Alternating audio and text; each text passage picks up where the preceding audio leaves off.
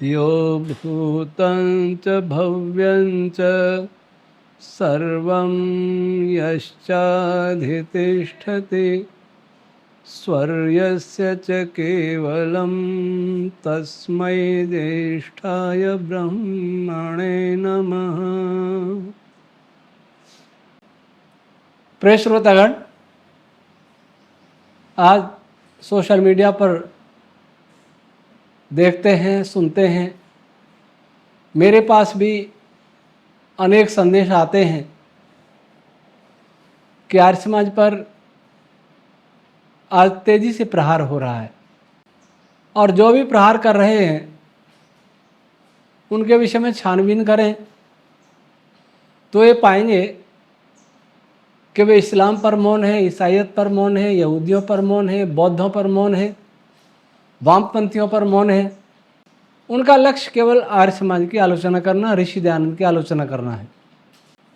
जिस आर्य समाज ने और ऋषि दयानंद ने वैदिक सनातन धर्म और राष्ट्र के लिए सबसे अधिक बलिदान दिए, एक तो गिनाने लगता है कि ऋषि दयानंद ने आज़ादी की लड़ाई शुरू की या आज़ादी की बात कही या स्वराज की बात कही, से पहले छत्रपति शिवाजी महाराज ने किया, रानी लक्ष्मीबाई जी ने किया, महाराणा प्रताप ने किया।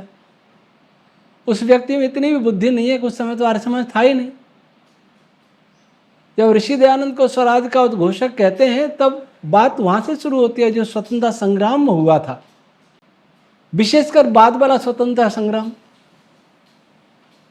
जो श्याम कृष्ण जी वर्मा, लाला लाजपत राय, भाई परमानंद, भगत सिंह, राम प्रसाद बिस्मिल, चंद्रशेखर आज़ाद, नेताजी सुभाष चंद्र बोस, इन्होंने जो लड़ाई लड़ी थी उसकी बात करते हैं। और जो पुराने क्रांतिकारियों की बात करते हैं, क्या वो बताएंगे क्या किसी भी सन्यासी ने, किसी भी शंकराचार्य ने, किसी भी महामंडलेश्वर ने स्वराज का उद्घोष किया हो? रानी लक्ष्मीबाई सन्यासी नहीं थी, तात्या टोपे सन्यासी नहीं थे, वो अवश्य क्रांतिकारी थे। और पृथ्वी सिंह मेहता जैसे इतिहासकार तो ये मानते हैं कि रानी लक्ष्मीबाई, तात्या टोपे, कुंवर सिंह, नाना साहेब, अजीमुल्ला खां, इन सबको प्रेरित करने वाले भी ऋषि दयानंद ही थे, जो छद्मवेश में रह रहे थे। अपने गुरुजी के पास जाने से पहले उनका 3 वर्ष एक अज्ञात वास मिलता है, जब पता नहीं वो कहाँ रहे। उस काल में उन्होंने प्रथम स्वतंत्रता संग्राम को देखा था और क्रांतिकारी को प्रेरणा दी थी, ऐसा पृथ्वी सिंह मेहता विद्यालंकार मानते हैं। कोई इसको नहीं भी माने तो अगर आप देखें तो अंग्रेजों की दृष्टि में आर्य समाज ही सबसे बड़ा क्रांतिकारी आंदोलन था और आर्य समाज के पीछे ही अंग्रेज गुप्तचर एजेंसियां रहती थी। पर देश इतना कृतज्ञ है कि सब कुछ भूल जाता है। जब अन्य साधु संत ब्रह्म सत्य जगन मिथ्या का उद्घोष कर रहे थे, सबको शिवोहम शिवोहम की घूंटी पिला रहे थे, रजत सिंहासनों पर बैठ करके श्रीमंत बने हुए थे, धन संपत्ति के ढेर पर बैठे थे, आनंद मना रहे थे, केवल मुक्ति की बातें कर रहे थे, उस समय ऋषि दयानंद अपने वेद भाष्य में, सत्यार्थ प्रकाश में, आर्याभिविनय में ये प्रार्थना कर रहे थे कि हमारा राष्ट्र स्वतंत्र होवे। कोई कितना ही करे, स्वदेशी राज्य सर्वोपरि उत्तम होता है, चाहे विदेशी राज्य माता पिता के तुल्य सुख देने वाला क्यों न हो, फिर भी वो अच्छा नहीं होता। एक छोटी सी पुस्तक है केवल संस्कृत संभाषण सिखाने की, संस्कृत वाक्य प्रबोध, उसमें भी एक वाक्य आता है कि कोई चिड़िया के घोंसले पर आक्रमण करता तो चिड़िया जान लड़ा देती है लेकिन घोंसला नहीं छोड़ती। केवल इस साधारण सी बात से ऋषि दयानंद संकेत करना चाहते थे कि हमारे देश पर विदेशी आक्रमणकारी आ गए और हम मौन बैठे, कुछ कर नहीं रहे। जगह जगह ऋषि दयानंद लिखते हैं विदेशी हम पर शासन नहीं करें, दुष्ट हम पर शासन नहीं करें, उन ऋषि दयानंद के विषय में ये उपहास करना कि कहाँ से वो स्वतंत्रता संग्राम के उद्घोषक हो गए, ये मूर्खता, कृतज्ञता और पाप की पराकाष्ठा है। हैदराबाद का सत्याग्रह हो, हिंदी रक्षा का आंदोलन हो, गो रक्षा का सत्याग्रह हो, आर्य समाज सबके साथ कंधे से कंधा मिलाकर चलता रहा। हैदराबाद में अनेक आर्यवीर बलिदान हुए, 12 बलिदान हुए, लगभग 12-13 हजार जेलों में सड़े, यातनाएं सही निजाम की, पर हिंदुओं के अधिकारों की रक्षा की। एक बार विश्व हिंदू परिषद के एक प्रतिष्ठित नेता आचार्य धर्मेंद्र जी का फोन आया मेरे पास, ये शायद 2010 की बात होगी। उन्होंने कहा, आचार्य जी आप बहुत अच्छा काम कर रहे हैं, पर मैं आपसे एक काम और चाहता हूं कि कितने ही आर्य समाजी बलिदान हो गए, कईयों के नाम तक भी स्मरण नहीं है, अज्ञात हैं, आप उनका इतिहास लिखिए। आरएसएस, विश्व हिंदू परिषद तो ऋषि दयानंद के बताए हुए, आर्य समाज के बताए हुए मार्ग पर चल रहा है। बलिदान तो आर्य समाज ने दिए हैं। उन गुमनाम क्रांतिकारियों का, बलिदानी वीरों का आप इतिहास लिखिए। और उन्होंने ये भी कहा कि मैंने प्रोफेसर राजेंद्र जिज्ञासु जी को भी ये निवेदन किया है। आचार्य धर्मेंद्र जी ने ईमानदारी से इस बात को स्वीकार किया। लेकिन क्षुद्र बुद्धि लोग, सोशल मीडिया पर बोलने वाले लोग क्या जाने कि बलिदान क्या होता है। चाहे किसी ईसाई ने पुस्तक लिखी हमारे देवी देवताओं महापुरुषों पर, चाहे किसी मुस्लिम विद्वान ने पुस्तक लिखी, चाहे किसी वामपंथी ने प्रहार किया, आर्य समाज आगे आया। शुद्धि आंदोलन आर्य समाज ने चलाया। स्वामी श्रद्धानंद जी बलिदान हो गए, पंडित लेखराम जी बलिदान हो गए, माशा राजपाल बलिदान हो गए, लेकिन इसका कोई उपकार नहीं। 1995 में शायद जुलाई में मैं गोरखपुर में आरोग्य मंदिर में भर्ती था। वह एक पौराणिक साधु अयोध्या के, वो भी मेरे साथ थे, मेरे कॉटेज में नहीं थे, बाहर थे। परिचय हुआ तो मुझसे कहते रहते थे, स्वामी दयानंद ने खंडन किया, अच्छा नहीं किया, अंग्रेजों की चाल में फंस गए, हिंदुओं का ही खंडन किया। तो मैं उनसे कहता था कि किस बात का खंडन किया, इस पर भी तो बताइए ना। चुप हो जाते थे। एक बार एक सरदार जी भी मिल गए। सरदार जी ने कहा, इंजीनियर थे दिल्ली के, उन्होंने कहा स्वामी दयानंद बड़े अहंकारी थे, सबसे शास्त्रार्थ करते थे।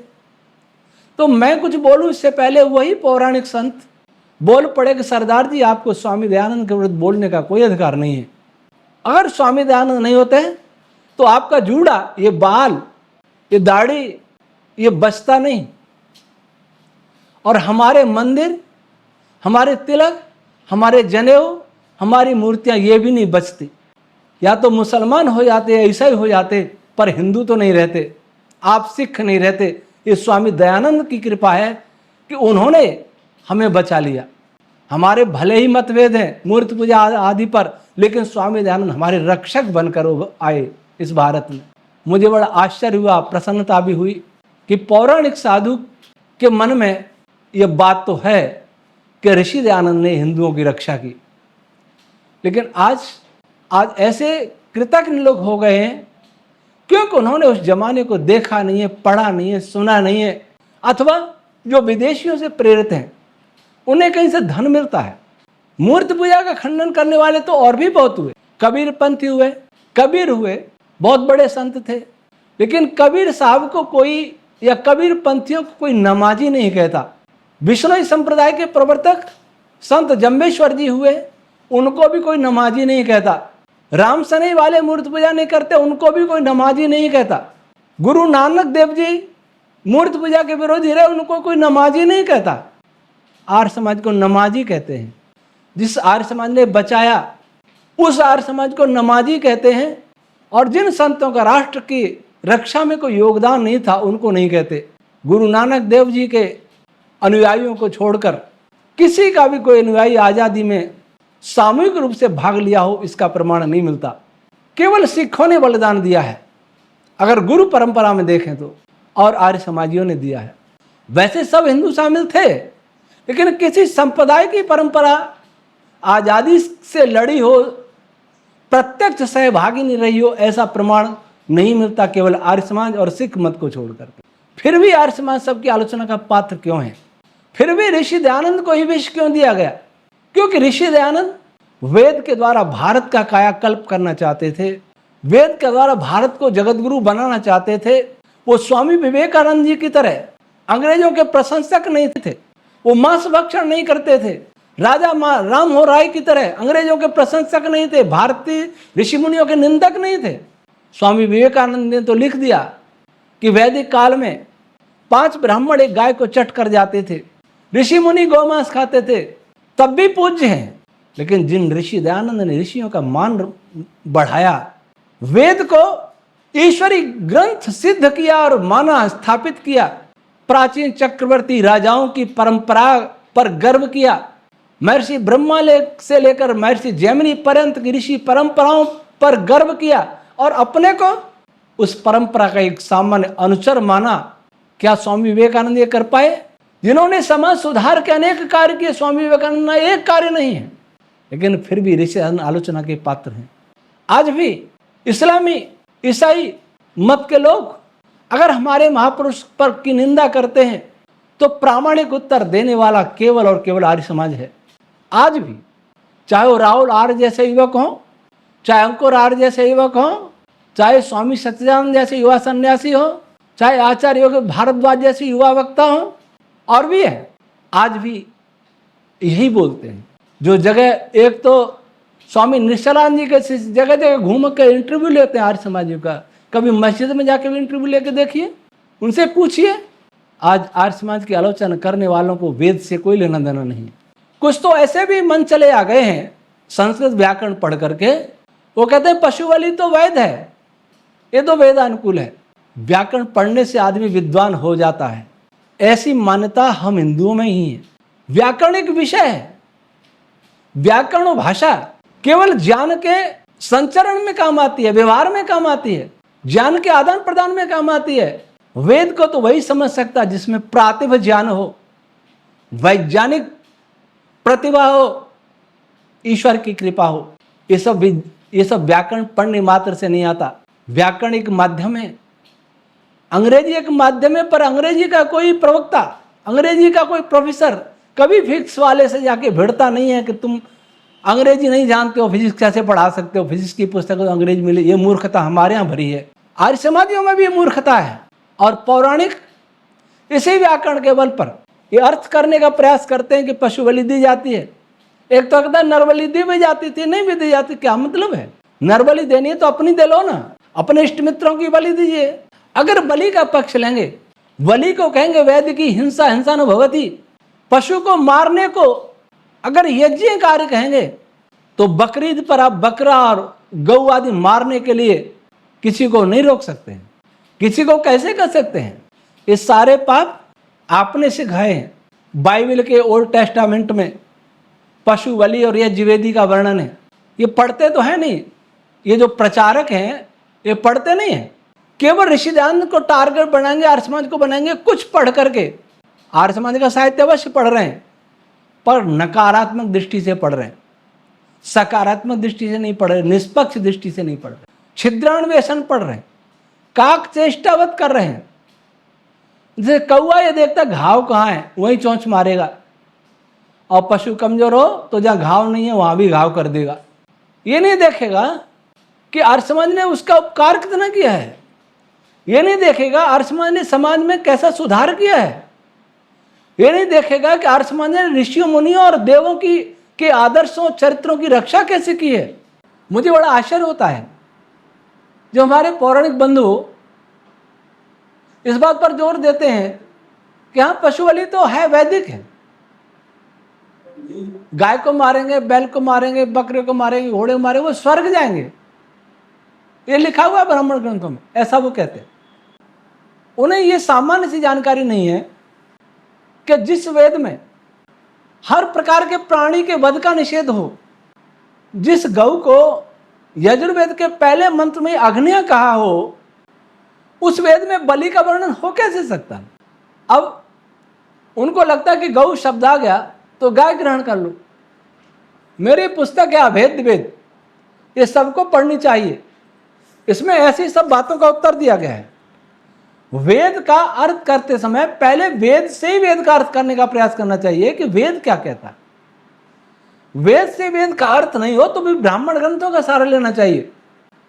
अब गौ की बात है, गौ में तो सुनो, पशु आ गया तो पशु ले लिया अर्थ, गौ आ गया तो गौ ले लिया अर्थ, अश्व आ गया तो घोड़ा ले लिया अर्थ। वेद के या ब्राह्मण ग्रंथों का अर्थ रूढ़ नहीं है। वेद का तो कोई भी अर्थ रूढ़ नहीं है, कोई भी पद रूढ़ नहीं है। यौगिक, सभी पद यौगिक है। ब्राह्मण ग्रंथों के सभी पद यौगिक नहीं है, परंतु अधिकांश यौगिक ही है। अब कुछ प्रमाण देता हूं। जैमिनी ब्राह्मण कहता है पशवो यम पृथ्वी लोकः, या पृथ्वी को ही पशु कह दिया। और महर्षि तित्तिर तैतरी संहिता 5.2.6.3 में कहते प्राणः पशवः। करिए इसका वेद, प्राणों का, प्रांगणों का संगतिकरण करिए, प्राणायाम करिए, और प्राण तत्व सारे ब्रह्मांड में उसका संगतिकरण करिए।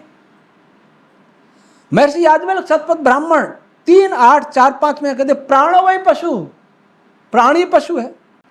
मैत्रायणी संहिता 4.3.5 में पशव छंदांसी, ये जो वेद मंत्र हैं, ये छंद हैं, गायत्री आदि छंद हैं, यही पशु हैं। अब शतपथ ब्राह्मण 3.2.3.11 में लिखा पशु वही सविता, ये सविता सूर्यलोक है ना, यही पशु है। अब गौ के विषय में विशेष देखें। ऐतरेय ब्राह्मण कहता अंतरिक्षम गौ, अंतरिक्ष ही गौ है। असौ द्यौ गौ, जैमिनी ब्राह्मण 2.439। यम पृथ्वी गौ, गौ पृथ्वी नाम में है। और प्राणो ही गौ, और गौर वही वाक, मैत्रायणी संहिता। अब गौ से प्राण आ गए, गौ से वाणी आ गई, गौ से पृथ्वी आ गई, गौ से दिलोक आ गया, गौ से अंतरिक्ष आ गया। लेकिन आपको गाय दिखती है हर जगह। अब अश्व के विषय में विचार करें। असौ व आदित्य अश्व, तैतरीय ब्राह्मण 3.9.23.2। ये आदित्य सौरलोक है, यही अश्व है, क्योंकि शीघ्रता से गमन करता है।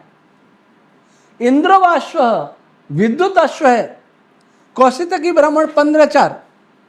वज्रो अश्व, शतपथ ब्राह्मण 13.1.2.9। ये तीन ही पद पर्याप्त है। पशु का अर्थ क्या है, गौ का अर्थ क्या है, अश्व का अर्थ क्या है, ये इन ऋषियों ने समझा दिया। परंतु आज के तथाकथित मन चले यूट्यूबर या उनके गुरु कुछ नहीं पढ़ेंगे, और पढ़ेंगे तो अनुवाद कर लेंगे। इस अनुवाद ने वैदिक साहित्य को मिटाया है। आर्य समाज में ये सब नहीं है। अगर विचार करें तो वैसे पशु बलि बहुत कम हो गई है, पर कहीं कहीं आज भी है। आज भी पौराणिक भाई कद्दू की बलि चढ़ाते हैं, उसको पशु मानकर। या मारवाड़ में मन में अभी भी बलि है, कहीं कोई आटे का ही पशु बना के उसकी बलि चढ़ा लेते हैं, ऐसा सुना है। मन में वही बलि है। आर्य समाज में ऐसा नहीं मिलता। दक्षिण में जाइए, कर्मकांडी ब्राह्मण मछली आराम से खाता है, मीट भी खाता है। बंगाल में जाइए, बिहार में जाइए, मैंने ब्राह्मणों को देखा मांस खाते, बकरे खाते। उन्होंने बताया कि हमारे धर्म में, मैं एक बार जरेल बैनीपट्टी के पास मधुबनी जिला में जरेल गांव है, और सभी जन्मना ब्राह्मण रहते हैं। चोटी जनेऊ तिलक सब मिलेगा, धोती कुर्ता सब। उसमें मैंने वाल्मीकि रामायण की कथा की थी, शायद 2002 की बात होगी। वहाँ मुझे एक मिश्रा जी मिले, उन्होंने कहा कि मैंने आर्य समाज के संपर्क में आकर के पशु वो मांस छोड़ दिया खाना। तो मेरे पिताजी ने कहा कि मरते समय मेरी अर्थी से कंधा नहीं लगाना, क्योंकि तू धर्म भ्रष्ट हो गया। ये आर्य समाज में नहीं है। भले आर्य विद्वानों ने भूल कर दी, वहाँ भी कहीं कहीं गलतियाँ हो गई, परंतु आर्य समाजी कोई व्यक्ति संसार में कहीं हो पशु नहीं मारेगा, मांस मछली नहीं खाएगा। छुपके खा ले कोई अलग बात है, लेकिन कर्मकांडी संध्या कर रहा है, यज्ञ कर रहा है, खुल करके मांस सेवन नहीं कर सकता। मैं अपने परिवार को देखूं, मेरा परिवार पिता परदादाजी से आर्य समाजी है। मेरे परिवार में आज तक कोई मांस अंडे खाने वाला नहीं है। जबकि हमारे समाज के, हमारे कुटुंब में दूसरे खूब मांसाहारी हैं, शराबी हैं, और हमारे परिवार में उनसे संबंध भी नहीं रखते ज़्यादा। उनसे संबंध रखेंगे जो शाकाहारी हैं, अपने घर वालों को छोड़ सकते हैं। ये आर्य समाज का प्रभाव है। पौराणिकों में खा सकते हैं उधर, लेकिन आर्य समाज कहीं नहीं। हमारे एक ताऊजी थे, इंग्लैंड में रहते थे, परदादाजी के अफ्रीका चले गए। मैं 9वीं में पढ़ता था जब वो भारत आए, तो मन में शंका होती है इंग्लैंड में रह के तो मांस मछली और शराब पी शुरू कर दी होगी, सिगरेट। मैंने देखा उनका प्रिय भोजन आते का कि खीर बनाइए, और आते ही भजन संध्या शुरू कर दी। इंग्लैंड में रह के भी शुद्ध शाकाहारी, शराब नहीं, सिगरेट नहीं। ये आर्य समाज का प्रभाव है। पौराणिक भाई, चोर चोरी करने जाएगा तो मंत्र में घंटा बजा के जाएगा, अपने देवता से प्रार्थना करेगा कि मैं चोरी में सफल हो जाऊं। लेकिन कोई भी आर्य समाजी हवन करके चोरी करने नहीं जाएगा। अगर आर्य समाजी परिवार में कोई चोर पैदा हो भी गया है तो ऐसा नहीं वो यज्ञ करके ये प्रार्थना करके मैं चोरी में सफल हूं, ऐसा कहीं नहीं मिलेगा। इसलिए आर्य समाज इन पापों से बचाने वाला समाज है। वेद के नाम पर जो पाप हो रहा है उनसे बचाने वाला समाज है। आज आपके भाष्य कह सकते हैं कि ब्रह्मा जी ने अपनी बेटी से दुष्कर्म किया था। भागवत में पढ़ लीजिए, मेरे बोलो किधर जाओगे पुस्तक पढ़ लें, हमारी वेबसाइट वैदिकफीस्ट.org पर ये फ्री उपलब्ध है। उसका भी कह देते हाँ यही अर्थ है। इससे ज्यादा निर्लज्जता की बात और क्या हो सकती? क्या आचार्य शाण ने कह दिया वो प्रमाण हो गया? आचार्य शाण की इज्जत रहनी चाहिए, चाहे वेद की इज्जत मिट जाए, ब्रह्मा जी की प्रतिष्ठा दाव पर लग जाए, पर आचार्य शाण की बात रहनी चाहिए। वेद भाष्यकार, यजुर्वेद भाष्यकार आचार्य महीधर की बात रहनी चाहिए, और आपके गुरुओं की बात रहनी चाहिए। क्योंकि वेद से आपको लेना देना क्या है? बड़ी श्रद्धा से वेद पाठ करते हैं, बड़ी श्रद्धा से वेद को लाल कपड़े में लपेट करके उसकी पूजा करते हैं। ये बहुत सम्मान और आदर की बात है। परंतु वेद भाष्य में क्या क्या हुआ है, वेद भाष्य कैसा कैसा किया गया है, वेद भाष्य ने कैसे वेद के वेदत्व को मिटाने का काम किया है, उस पर विचार क्यों नहीं करते? भाष्य को क्यों नहीं पढ़ते? और भाष्य में इस प्रकार की बातें आ जाए तो उसे स्वीकार कर लेते कि हाँ ऐसा ही है, वेद यही वेद है। आप लोग वेद को कुरान और बाइबल के समकक्ष सिद्ध करना चाहते तो नमाजी आप हुए कि हम हुए नमाजी? कुरान में भी पशु बलि है, ओल्ड टेस्टामेंट बाइबल में उसमें भी पशु बलि है, और आपके यहाँ भी पशु बलि है। तो आप नमाजी क्यों नहीं हो गए? हमको नमाजी क्यों कहते हैं? इसलिए कि हम एकेश्वरवादी हैं। वेद भी तो एकेश्वरवाद है। अथर्ववेद कहता न द्वितीय न तृतीय न चतुर्थो न पंचमो ब्रह्म, न दूसरा है न तीसरा न चौथा है न पांचवा है, ब्रह्म केवल एक है। तो हम तो वेदवादी हैं, हमको नमाजी कहते हैं। कुछ मन चले, सब नहीं कह सकते, लेकिन ये वे नमाजी नहीं है जो वेदों ब्राह्मण ग्रंथों में बलि ढूंढ रहे हैं, जो कुरान के आप किसी को कह नहीं सकते कुरान वाले को कि बकरा मत मारिए, गाय मत मारिए, वो कह देगा आपके यहाँ भी लिखा हुआ है। तब आप क्या करेंगे?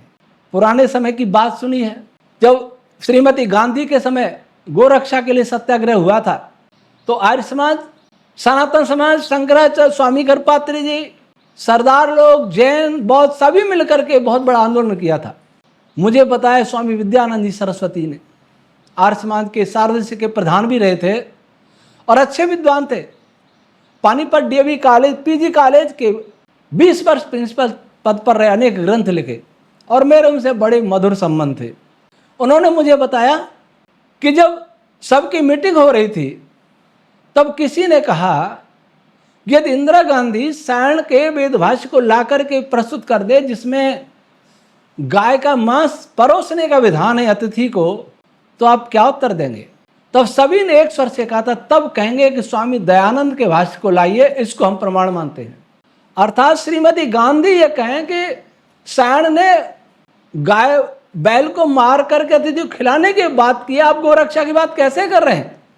तब आपको स्वामी दयानंद याद आए।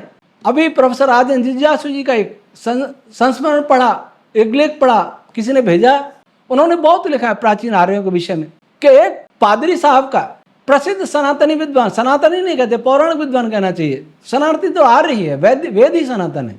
भगवान मनु ने लिखा है वेदश्चक्षु सनातन, सनातन वेद सनातन है। तो पंडित गिरिधर शर्मा जी चतुर्वेदी, पौराणिक क्षेत्र के बहुत बड़े विद्वान थे, उनका शास्त्रार्थ हुआ पादरी साहब से। शास्त्रार्थ हुआ तो वहाँ एक आर्य समाजी वेद प्रकाश सर है, वो भी चले गए सुनने के लिए कैसा होता है। दिल्ली में हुआ शास्त्रार्थ, नयावास एरिया में कहीं। तो उस पादरी ने यजुर्वेद के 23वें अध्याय का एक मंत्र का भाष्य महिदर का शायद ला करके प्रस्तुत किया कि ये देखो कितना अश्लील अर्थ है, वेद में अश्लीलता भरी है। तो पंडित गिरधर शर्मा जी घबरा गए, उन्होंने तुरंत पीछे मुड़ के कहा, कोई आर्य समाजी है क्या? वो बैठे थे, हाँ बोलिए, कि स्वामी दयानंद जी का भाष्य लाइए, जल्दी लाइए।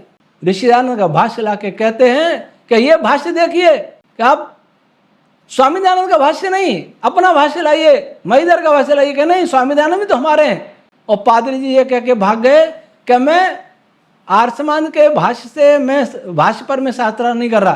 तो पंडित शर्मा जी कहने लगे कि स्वामी दयानंद भी हमारे थे, तो हमारा मसला आर्य समाजी और सनातनियों का, तुम्हारे लिए तो हम एक हैं। काश ये बुद्धि उन लोगों को आ जाए जो आज सोशल मीडिया में दुष्प्रचार कर रहे हैं आर्य समाज के विरुद्ध। किनके कहने से कर रहे हैं? पश्चिमी जगत, जिन्होंने भारत के इतिहास को मिटाया है, जिन्होंने ऋषि मुनियों को लांछित करने का कुप्रयास किया है, जो भारत को बौद्धिक गुलाम बनाना चाहते हैं और बनाया भी है, जिन्होंने हमारे ग्रंथों से छेड़छाड़ की है, वे लोग आज भी ये सोचते हैं कि सारे हिंदू समुदाय में से आर्य समाज ही ऐसा है जो अभी भी अन्यों की अपेक्षा ज्यादा प्रबुद्ध है। प्रबुद्ध अर्थात वेदादि के विषय में जानकार है। वेदार्थ की प्रक्रिया आर्य समाज में ही है, पौराणिक जगत में है ही नहीं। कर्मकांड है केवल, वेद पाठ की परंपरा है। जैसा तैसा अर्थ है वो आर्य समाज में ही है। और जब तक वेद रहेगा तब तक हम उस भारत पर हावी नहीं हो सकते, उसको गुलाम नहीं बना सकते। इसलिए आर्य समाज और ऋषि दयानंद पर ही प्रहार होना चाहिए, तो वेद मिटेगा। वेद पाठ करने से उनको कोई संकट नहीं है, कोई खतरा नहीं है। गीता प्रवचन करने से भी उनको कोई खतरा नहीं है। बड़े बड़े यज्ञों के आयोजन करने से भी उनको कोई खतरा नहीं है। हिंदू सम्मेलन करने से भी उनको कोई खतरा नहीं है। भागवत कथाएं रामचरितमानस की करने से भी उनको कोई खतरा नहीं है। उनको खतरा केवल वेद से लगता है। ऐसा कोई वेद भाष्य करने वाला ना आ जाए जो वेद को ज्ञान का मूल स्रोत और ईश्वरी सिद्ध कर दे। आज जैसा है वैसा ऋषि दयानंद का भाष्य फिर भी यह है कि संकेत तो देता है कि वेद मनुष्यकृत तो नहीं है, इसलिए इसी को निशाना बनाना चाहिए। और उनके इस जाल में ये लोग फंस गए हैं, या तो इनको पैसा मिलता है या अपनी अज्ञानता से फंसे हैं। और इनको जो प्रेरित करते हैं भारतीय लोग, कोई साधु सन्यासी हो या बड़े व्यक्ति हो, वे लोग निश्चित विदेशियों से पैसा लेते होंगे या उनके जाल में फंसे होंगे, अन्यथा ऐसा हो ही नहीं सकता। उधर हमारे समाज की स्थिति है, आर्य समाज भी कम उत्तरदायी नहीं है। आर्य समाज रहा ही नहीं। हमारे यहाँ 2 शारदीय सभाएं चल रही हैं। एक के प्रधान है सुरेंद्र कुमार जी आर्य, JBM ग्रुप के स्वामी हैं। इतनी बड़ी कंपनी चलाने वाला कैसे आर्य समाज को चला सकता है? लेकिन केवल पैसा, धन ही यहाँ एक योग्यता है, धनवान ही प्रधान बनना चाहिए, विद्वान की आवश्यकता नहीं है। और दूसरे सभा के प्रधान है स्वामी आर्यवेश जी। दुर्भाग्य से 2 शारदीय के किसी देश में 2 सरकारें नहीं होती, चाहे कितने पक्ष विपक्ष लड़ता रहे, लेकिन आर्य समाज में तो सरकार ही 2 बन गई। एक कहता मैं सरकार, एक कहता मैं सरकार। एक ने शारदीय सभा के कार्यालय पर उनका अधिकार है और दूसरे बाहर ही बैठे तो भी कह रहे मैं सरकार। दोनों ही तरफ कमियां हैं। दोनों तरफ कुछ व्यक्ति हैं जो एक नहीं होने देते।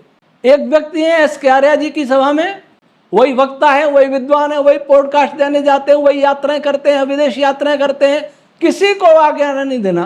कैसे बढ़ेगा आर्य समाज? आर्य समाज के ग्रंथों में भी कुछ कमियां हैं, विद्वानों के भाष्यों में कुछ कमियां हैं। हमने बहुत याद दिलाने की कोशिश की, इन कमियों को लेकर के रामपाल दास जैसे लोग बोल रहे हैं, लेकिन हमारी सभाओं को इसके लिए कोई लज्जा भी नहीं है, कोई समय भी नहीं उनके पास। आज आर्य समाज में विद्या का, तप का कोई मूल्य नहीं है, चरित्र का कोई मूल्य नहीं है। बहुत मंसूर विद्वान है, 2 काम विद्वानों के बहुत प्रसिद्ध हो रहे हैं आजकल, प्रचलित हो रहे हैं। एक तो बहुकुंडी यज्ञ और एक योग शिविर, दोनों ही प्रभु दक्षिणा देने वाले हैं। इनको कोई लेना देना नहीं कि आर्य समाज पर क्या हमला हो रहा है, आर्य समाज के साहित्य में भी कुछ कमियां उसको दूर करें कि नहीं, कैसे करें, ये विचार ही नहीं आता। कुछ लोग ऐसे हठी हैं कि कमी है तो उसको कमी मानेंगे नहीं। बड़े दुख के साथ कहना पड़ रहा है कि इन कमियों को लेकर के लोग प्रहार करेंगे और फिर भी आर्य नेताओं को, विद्वानों को नींद आ जाती है। ये बड़े आश्चर्य की बात है। मनुष्य का कर्तव्य है कि सत्य को सदैव स्वीकारे और असत्य को छोड़े। आर्य समाज का नियम भी चौथा बनाया, लेकिन इसका पालन आर्य समाज ही नहीं कर रहा है। जो भी आर्य समाज पर आक्रमण कर रहे हैं वे तो दोषी हैं ही, उनका उद्देश्य गलत है। लेकिन आप आर्य समाजी भी तो दोषी हैं, जो आत्मनिरीक्षण ही नहीं करते, कुछ काम करने का मन ही नहीं करते। सभाएं मेले लगा लेती हैं, मेले तो एक एक गुरु बहुत बड़े बड़े लगा लेता है, आप कितने मेले लगा सकते हो। राष्ट्रीय स्वयंसेवक संघ से सीखिए, उनके 100 वर्ष हुए, गांव गांव में हिंदू सम्मेलन किए। कितने गांव में भारत में 6-7 लाख गांव होंगे लगभग, हर गांव में हिंदू सम्मेलन हुए, उनका ये लक्ष्य है। आपने क्या किया 200 वर्ष होने पर? ऋषि दयानंद की 200वीं जयंती पर क्या हुआ? प्रांतीय सम्मेलन कर लिए, करोड़ों रुपए खर्च कर दिए। एक आदमी नया जुड़ा हो तो बताइए क्या उपयोगिता है इनकी? दिखावा हमें पसंद है, दिखावा कितना करोगे? आपसे ज्यादा दिखावा कर, आपके ज्यादा पैसे वाले बहुत हैं। रामपाल दास जेल में रहते हुए भी प्रचार करता रहा, उसके शिष्य मंडली प्रचार करती रही, गांव गांव जाते हैं, निःशुल्क साहित्य बांटते हैं। आपकी क्या योजना है सभाओं की? चाहे परोपकारी सभा हो, चाहे सार्वजनिक सभा हो, चाहे प्रांतीय सभा हो, क्या योजना है? कितना साहित्य आप निःशुल्क वितरित करते हैं? कितना साहित्य है आपके पास जो सामान्य व्यक्ति पढ़ सकता है, उसको आप निःशुल्क देते हैं? दान मांगेंगे करोड़ों रुपए उत्सव मनाने के लिए। अगर ये करोड़ों का दान साहित्य के प्रचार में होता तो कितना अच्छा होता। अगर अपने ग्रंथों में कहीं कोई कमियां हैं तो दूर कर लेते तो कितना अच्छा होता। हम वेद विज्ञान का काम कर रहे हैं जो कोई कर नहीं रहा, अगर उसमें सहयोग देते तो कितना अच्छा होता। आपके सम्मेलन में प्रधानमंत्री आते हैं और आपको ही बता के जाते हैं कि ऋषि दयानंद ने क्या किया, आर्य समाज ने क्या किया। आप बता नहीं सकते, आपसे ज्यादा वो बता लेते हैं। ये आपके लिए लज्जा की बात। कोई और व्यक्ति हमें सिखाए कि ऋषि दयानंद आर्य समाज ने क्या किया और हम नहीं सिखा सके, हम प्रधानमंत्री को बता न सके हमने ये किया। अगर प्रधानमंत्री को हम बता पाते कि आर्य समाज में एक ऐसा कार्य हो रहा है जो वैदिक विज्ञान के द्वारा सारे वैज्ञानिक जगत को चुनौती दे रहा है, उसको नई दिशा दे सकता है, तो कितना अच्छा होता। परंतु आपको केवल अपनी छवि चमकानी है, इसलिए आर्य समाज जा रहा है, पीछे जा रहा है। गांव गांव जाते कहाँ हैं? फ्लाइट में जाएंगे, जहां बुलाएंगे वहां जाएंगे, खुश स्वागत होगा, अच्छा डेकोरेशन होगा, बड़े बड़े झंडे, बड़े बड़े बैनर, बड़े बड़े स्टिकर छप जाएंगे और कुछ भीड़ जुट जाएगी, खाना पीना हो जाएगा, आ जाएंगे। परिणाम क्या रहा? आर्य समाज एक ऐसी संस्था है कि आर्य समाज के पदाधिकारी चाहते नहीं कि नए लोग जुड़े, सोचेंगे कब्जा कर लेंगे, पूरी जिंदगी निकल जाती है, हटते ही नहीं। प्रधान जी वही प्रधान जी हैं, आर्य समाज के भी प्रधान, वहाँ प्रांतीय सभा के भी प्रधान, जिला के भी प्रधान, सार्वजनिक के प्रधान, ऐसे देखें। और जब तक प्रधान जी जीवित हैं, जब तक वही प्रधान जी रहेंगे। संघ में देखिए, उनकी कार्य पद्धति देखिए। मैं संघ से सिद्धांत सहमत नहीं हूं, उनके अनेक बातें देश के लिए बहुत अहितकारी हैं, उनका सनातन धर्म से कोई लेना देना नहीं, लेकिन उनकी कार्य पद्धति, आपस में सहयोग की भावना, संगठन की भावना उनमें जो है वो हमें सीखनी चाहिए। कभी कभी आर्य संदेश छापता है विश्व कल्याण के लिए, विश्व एकता के लिए, ईरान अमेरिका युद्ध शांत हो जाए, शांति बनी रहे, उसके लिए यज्ञ करता है, परमात्मा से प्रार्थना करता है। यह कामना नहीं करता कि दोनों सभाएं एक हो जाए। आचार्य परमदेव जी मीमांसक का एक अलग चल रहा है संगठन, हजारों युवक जुड़े उनसे, 2 दिन में मानसिकता बदल देते हैं। भले ही उनके स्वभाव में उग्रता हो, लेकिन कार्यकर्ता वो तैयार करने में अग्रणी है। मिलकर के चलना चाहिए उनके साथ भी। उनको भी चाहिए कि गुरुडम बात से हटें और मूल धारा में आए। एक और हमारे यहाँ गुरुडम चल रहा है, उसकी मैं चर्चा नहीं करूंगा।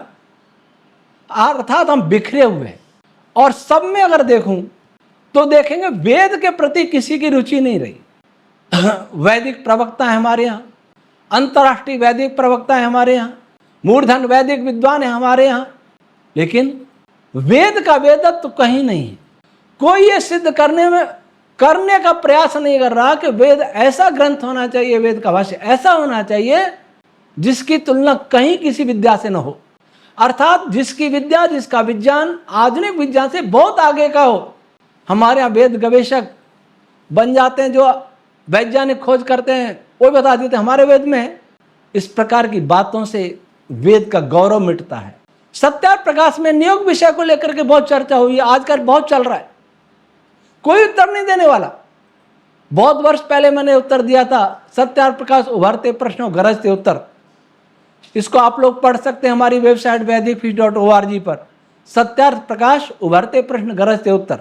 फिर भी मैं मानता हूं कि जितना जोर दिया गया है नियोग पर सत्यार्थ प्रकाश में, उतना नहीं देना चाहिए था, क्योंकि वर्तमान काल के बिल्कुल अनुकूल नहीं है। ये ऋषि युग जितेंद्रिय पुरुषों का काम है, वो भी आपद धर्म है, अत्यंत आपत्ति में, सामान्य धर्म नहीं है। और मुझे ऐसा भी संदेह है कि ऋषि दयानंद ने लेखकों ने जानबूझ के उसमें छेड़छाड़ की है। छेड़छाड़ कम नहीं हुई सत्यार्थ प्रकाश के साथ। पहले संस्करण में पशु बलि का विधान कर दिया, और एक सज्जन ने कहा कि महाराज जी बकरा तैयार है, आपका इंतजार है। उन्होंने कहा बकरा पहले संस्करण में आ गया, उसको हटाया गया, उस संस्करण को रिजेक्ट किया गया। डॉक्टर सुरेंद्र कुमार जी जिन्होंने मनुस्मृति का भाष्य का, उन्होंने बताया मुझे सत्यार्थ प्रकाश में पंचनखा भक्ष्या वाला प्रकरण डाल दिया। लेखक ने, इनके जो ऋषि दयानंद के लेखक थे, मुंशी समरदान जो वैदिक मंत्रालय के प्रबंधक थे, उन्होंने ऋषि दयानंद को पत्र लिखा कि महाराज जी मेरी ये भावना तो नहीं कि मैं आप पर प्रश्न खड़ा करूं, परंतु ये प्रकरण आया, क्या छाप दूं? उन्होंने कहा ये कैसे आ गया, ये तो लिखा ही नहीं। तब उसको हटाया। जहां ऐसे विश्वासघाती छली कपटी लोग ऋषि दयानंद के लेखक रहे हों, वहां उनके ग्रंथों में दोष आना स्वाभाविक है। इसलिए सभी आर्यों से मैं निवेदन कर रहा हूं, आग्रह कर रहा हूं, सचेत कर रहा हूं कि ऋषि दयानंद के ग्रंथों को भी यथावत ग्रहण न कर लें। यह काम विद्वानों का है। विद्वानों को करना चाहिए था कि ऋषि दयानंद के वेद भाष्य, सत्यार्थ प्रकाश, ऋग्वेदादि भाष्यों का और सब जितना भी साहित्य है उस पर विचार करना चाहिए था। कहीं कुछ लेखकों ने छेड़छाड़ तो नहीं कर दी है। वेद भाष्य की सारी हिंदी अनुवाद जो किया है वो पंडितों ने किया है, उनके लेखकों ने किया, ऋषि दयानंद ने नहीं है। लेकिन ऋषि दयानंद के माथे पर वह भी मढ़ा जा रहा है। और शारदेय सवार ने तो हिंदी ही छापी है, संस्कृत छापी भी नहीं है। ये झूठ परोसा जा रहा है। ऋषि दयानंद का भाषा भाष्य उनका था ही नहीं, उनका केवल संस्कृत भाष्य था, और उसमें बहुत सारी कमियां हैं। उन कमियों को लेकर के कोई कुछ भी कर सकता है। और रही सही कमी आर्य विद्वानों ने निकाल दी। बहुत प्रयास किया ऋषि दयानंद की शैली पकड़ने का, पर कई जगह नहीं पकड़ पाए तो सायण महिधर की नकल कर डाली, उनका जैसा कर दिया। तो किसको कहें? अपने घर में ताले होते तो चोर चोरी करने नहीं घुसते। अपनी दीवार मजबूत होती तो कि डाकू आ नहीं पाते। हमने आत्मावलोकन किया ही नहीं, हमने स्वाध्याय किया ही नहीं, करना छोड़ दिया है। गलतियां किसी से भी हो सकती, हट मत पकड़िए। अगर कहीं कमी है तो स्वीकार करिए, और नई कमी है तो उसे प्रमाणित करिए। सुनते हैं शारदीय सभा ने, एस.के. आर्य जी वाली सभा ने धर्मार्य सभा बनाई है। अभी तो प्रस्तावित विद्वानों की लिस्ट मेरे पास है, देखते हैं क्या करेंगे। सबसे पहला कार्य यही होना चाहिए कि जिन ग्रंथों के आधार पर विधर्मी हम पर प्रहार कर रहे हैं, उन ग्रंथों का हम गहराई से स्वाध्याय करें और देखें कि जो प्रहार कर रहे हैं, जो कमियां निकाल रहे हैं, क्या वास्तव में वो कमियां हैं? नहीं है तो उनको उत्तर दें, और कमियां हैं तो स्वीकार करें, उन्हें सुधारें। यजुर्वेद का भी 24वां अध्याय और 25वां अध्याय के 9 मंत्र ऐसे कठिन है, उनका हिंदी समझ में नहीं आता, और संस्कृत में बहुत सारा भाव पद ही छोड़ दिया ऋषि दयानंद ने शीघ्रता में। उनका भाष्य करने के लिए मैं शारदीय सभाओं को कहा था, दोनों को कहा था, आज तक कुछ नहीं किया। विनय जी धर्मपाल जी आए थे यहाँ, विनय जी तो बड़े विद्वान हैं, मंच पर पॉडकास्ट में सब जगह समरसता गा के ब्राह्मणों को गाली देते रहते। ब्राह्मण कहते क्यों उनको? नकली ब्राह्मण करो, छद्म ब्राह्मण करो। ब्राह्मण तो आदरणीय है, उनको छद्म ब्राह्मण कहना चाहिए, जो विदेशी भी हो सकते हैं, देशी भी हो सकते हैं। आप वही भाषा बोल रहे हैं जो वामपंथी बोलते हैं, और आर्य समाज का प्रचार कैसे होगा? इन मंत्रों की बात कही, बहुत सारे समस्याएं बताई, मौन है। क्या कर रहे हैं आप? सभाओं की जिम्मेदारी है कि हर आक्रमण पर नजर रखे और उसका सतर्क उत्तर देवे, सटीक उत्तर देवे। और एक बात और, अपने आर्यों से, आर्य विद्वानों से, आर्य नेताओं से, जब तक वेद के प्रति या वेद के विषय में, वैदिक रश्मि विज्ञान जो हमारा है, हमारा नहीं, वास्तव में ऋषियों का है, उसके अनुसार वेद को नहीं देखा जाएगा, तब तक आप वेद पर होने वाले प्रहार को रोक ही नहीं सकते। पर विद्वानों को लगेगा कि ऐसा मान लिया तो अग्निव्रत के सामने आत्मसमर्पण करने जैसा हो जाएगा, इसलिए मानना ही नहीं है, खंडन करना है। चाहे वेद का खंडन विधर्मी कितना ही करें, वेद की प्रतिष्ठा मिटे, भारत की प्रतिष्ठा मिटे, पर अग्निव्रत की प्रतिष्ठा नहीं होनी चाहिए। इसके वैदिक रश्मि सिद्धांत को स्वीकार नहीं करना चाहिए। बड़े बड़े वैयाकरण हैं, बड़े बड़े दार्शनिक हैं, बड़े बड़े नैरुक्त हैं, क्या कर रहे हैं उनसे वेद के लिए? व्याकरण पढ़ के वेद की रक्षा नहीं हुई, दर्शन पढ़ के वेद की रक्षा नहीं हुई, निरुक्त पढ़ के वेद की रक्षा नहीं हुई, तो किस काम का है ये पठन पाठन? आज चुनौतियां बहुत गंभीर हैं। पहले चुनौती क्या थी? मूर्ति पूजा, अवतारवाद, इसी पर लड़ाई होती रहती थी। इस पर लड़ाई बंद करिए, कम करिए। मैं पौराणिकों को भी कह रहा हूं, आर्य समाजी को भी कह रहा हूं, आप दोनों ही एक स्वर में ये मानते हैं कि वेद ईश्वरी वाणी है, दोनों ही एक स्वर में ये मानते हैं कि भारत जगत गुरु था, चक्रवर्ती राष्ट्र था और सोने की चिड़िया था। आप दोनों ही मानते हैं महर्षि ब्रह्मा से लेकर जैमिनी पर्यंत की परंपरा हमारी उज्जवल परंपरा ऋषियों की रही है, देवों की परंपरा रही है। तब क्यों नहीं मतभेद सुलझा करके एक हो जाते? पौराणिकों की श्रद्धा और आर्य समाजियों की मेधा दोनों मिल जाए तो बहुत कम हो सकता है, और इसमें आरएसएस भी मिल जाए, संगठन आरएसएस। अगर अपने अहंकारों को नहीं त्यागा, अहंकार को नहीं त्यागा, अगर लोभ को नहीं त्यागा, प्रतिष्ठा की चाह को नहीं त्यागा, तो आप सब मिट जाएंगे। जो आर्य समाज ऋषि जानवर के पीछे पड़े हैं वो भी नहीं बचेंगे और आर्य समाजी भी नहीं बचेगा। कोई और आएगा, चाहे इस्लाम आए, चाहे ईसाइयत यहूदी आवे, कोई आया वामपंथ आवे। वैसे सारा संसार वामपंथ की ओर बढ़ रहा है, मुसलमानों भी वामपंथी बन रहे हैं, ईसाइयों में बढ़ रहे हैं, यहूदियों सब में वामपंथ बढ़ रहे हैं। और वामपंथ आज सबसे बड़ा दुश्मन है मानवता का। और वामपंथ पनपता है किससे? वेदादि शास्त्रों के स्वरूप को बिगाड़ करके प्रस्तुत किया जाएगा तो वामपंथ बढ़ेगा। ईश्वर की सत्ता को वैज्ञानिक ढंग से सिद्ध नहीं किया जाएगा तो वामपंथ बढ़ेगा। न तो ईश्वर आस्था और विश्वासों का विषय है, और न वेद केवल आस्था और विश्वास का विषय है, न धर्म आस्था और विश्वास का विषय है। यह तर्क का विषय है, बुद्धि का विषय है, विज्ञान का विषय है। और इसको इसी दृष्टि से देखना चाहिए। इसी दृष्टि से देखेंगे तो हम सब एक हो जाएंगे। मैं केवल हिंदू समुदाय की बात नहीं कर रहा। जब ये बातें हो जाएंगी तो सारा विश्व ही वेद के ध्वज के नीचे आ सकता है। किसी का खंडन करने की जरूरत नहीं है। वेद के सही स्वरूप को आगे ले चलिए, वेद के वैज्ञानिक स्वरूप को आगे ले चलिए, ईश्वर की वैज्ञानिकता, ईश्वर के अस्तित्व स्वरूप की वैज्ञानिकता को लेकर के आगे चलिए। और इस अभियान में हम सबके साथ चलने के लिए तैयार हैं। या आप हमारे साथ आइए, कोई मार्ग नहीं आपके पास। मत सोचिए कि आपके बहुत बड़े बड़े महल हैं, मत सोचिए आपके बहुत बड़े बड़े मठ हैं, मत सोचिए आपके पास बहुत बड़े उद्योग हैं। बहुत बड़े महल महाराजा शल्य के भी थे ईरान में, आज क्या है? बहुत बड़े महल गांधार नरेश के भी थे अफगानिस्तान में, आज क्या हुआ? बहुत पैसा कश्मीर के पंडितों के पास भी था, क्या हुआ? सब विधर्मी बने। वेद विद्या के मिटने से, वेद विज्ञान के मिटने से अनेकों मत मतांतर पैदा हुए। अगर वेद का सही स्वरूप होता, वैज्ञानिक स्वरूप होता, तो कोई भी मत मजहब आज संसार में नहीं होता। जैसा महाभारत काल तक था, महाभारत में तो बिगाड़ भी हो चुका था थोड़ा थोड़ा, जैसा रामायण काल में था वैसा ही समय हो जाए। उसमें कोई राक्षस हो सकते हैं, थे, पर वे भी वेद को मानने वाले, जानते नहीं थे पूरा, ये अलग बात है, इसलिए बिगड़े, इसलिए मार भी खाई। केवल ज्ञान संसार में सबसे पवित्र वस्तु भगवान कृष्ण ने कहा, नहीं जाने न सदृशम पवित्रम हे विद्यते। इस गीता के वचन को याद करें। और ज्ञान में संवाद होना चाहिए, विवाद नहीं। सत्य ग्रहण की इच्छा से संवाद होना चाहिए। प्रतिष्ठा की चाह दूसरे को पराजित करने की इच्छा से नहीं होना चाहिए, दूसरे को नीचा दिखाने के लिए नहीं होना चाहिए। ये संसार, ये सृष्टि हम सभी मनुष्यों की है। सृष्टि बनाने वाला एक ही परमात्मा है, अलग अलग नहीं है।